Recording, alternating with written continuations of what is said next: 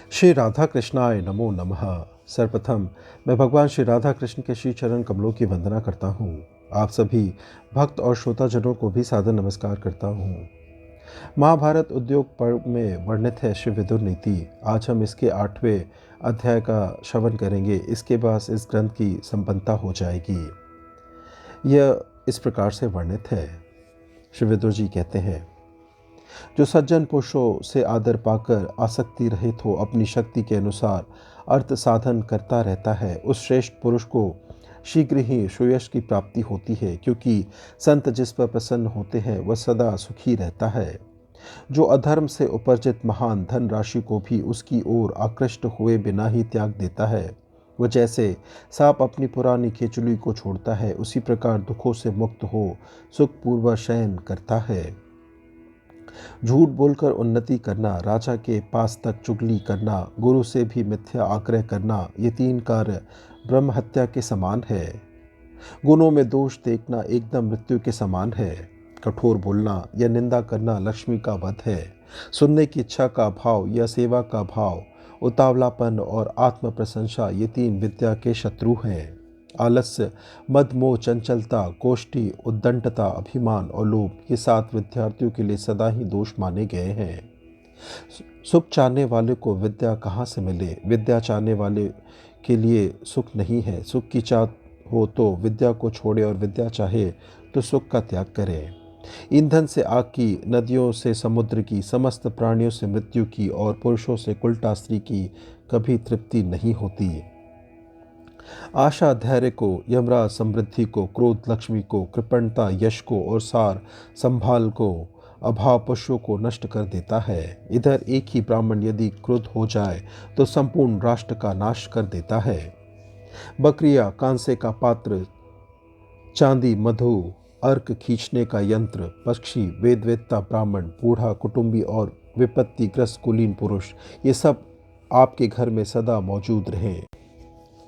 भारत, मनु जी ने कहा है कि देवता, ब्राह्मण तथा अतिथियों की पूजा के लिए बकरी, बैल, चंदन, वीणा, दर्पण, मधु, घी, जल, तांबे के बर्तन, शंख, शालग्राम और गोरोचन, ये सब वस्तुएं घर पर रखनी चाहिए।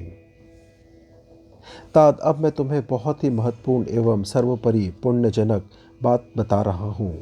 कामना से, भय से, लोभ से तथा इस जीवन के लिए भी कभी धर्म का त्याग ना करें। राजन, धर्म नित्य है किंतु सुख दुख अनित्य है। जीव नित्य है पर इसका कारण अविद्या अनित्य है। आप अनित्य को छोड़कर नित्य में स्थित होइए और संतोष धारण कीजिए, क्योंकि संतोष ही सबसे बड़ा लाभ है।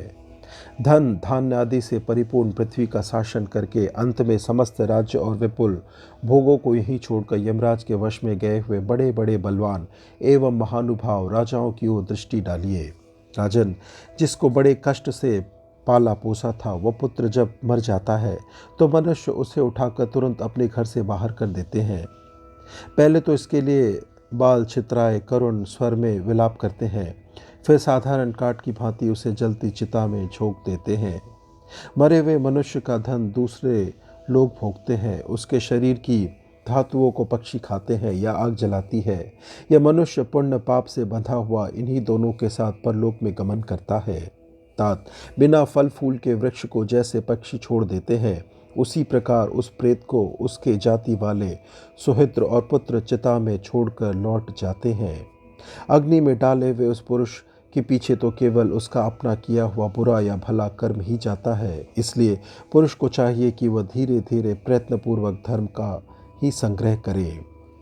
इस लोक और परलोक से ऊपर और नीचे तक सर्वत्र अज्ञान रूप महान अंधकार फैला हुआ है। वह इंद्रियों को महान मोह में डालने वाला है। राजन, आप इसको जान लीजिए, जिससे ये आपका स्पर्श ना कर सके। मेरी इस बात को सुनकर यदि आप सब ठीक ठीक समझ सकेंगे तो इस मनुष्य लोक में आपको महान यश प्राप्त होगा और इहलोक तथा परलोक में आपके लिए भय नहीं रहेगा। भारत, ये जीवात्मा एक नदी है, इसमें पुण्य ही तीर्थ है। सत्य स्वरूप परमात्मा से इसका उद्गम हुआ है। धैर्य ही इसके किनारे हैं। इसमें दया की लहरें उठती हैं। पुण्य कर्म करने वाला मनुष्य इसमें स्नान करके पवित्र होता है, क्योंकि लोभ रहित आत्मा सदा पवित्र ही है। काम क्रोध आदि रूप ग्रह से भरी 5 इंद्रियों के जल से पूर्ण इस संसार नदी के जन्म मरण रूप दुर्गम प्रवाह को धैर्य की नौका बनाकर पार कीजिए। जो बुद्धि धन विद्या और अवस्था में बड़े बड़े अपने बंधु को आदर सत्कार से प्रसन्न करके उससे कर्तव्य अकर्तव्य के विषय में प्रश्न करता है, वो कभी मुंह में नहीं पड़ता। शिशन और उदर की धैर्य से रक्षा करे, अर्थात काम वेग और भूख की ज्वाला को धैर्यपूर्वक सहे।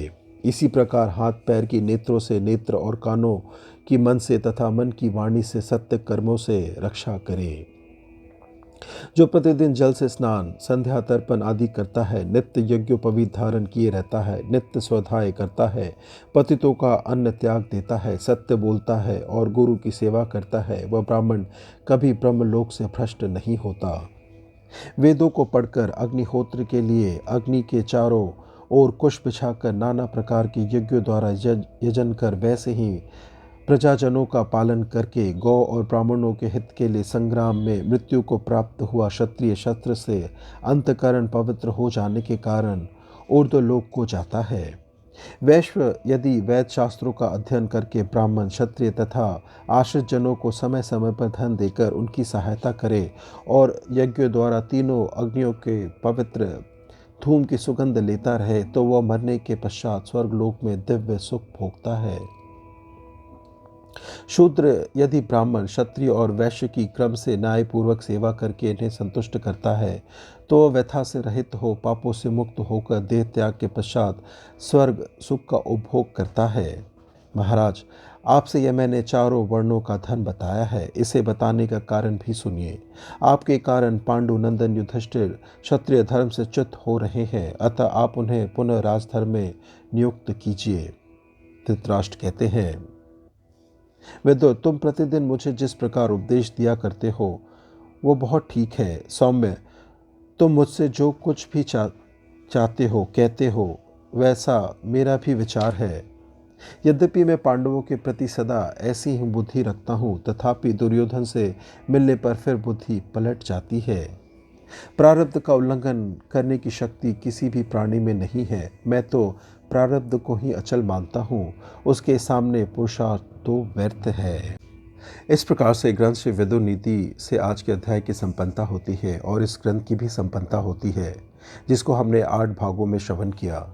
श्रवण करने के लिए और अपना बहुमूल्य समय देने के लिए आप सभी को धन्यवाद। त्रुटियों के लिए क्षमा प्रार्थी हूँ। श्री राधा कृष्णाय नमो नमः।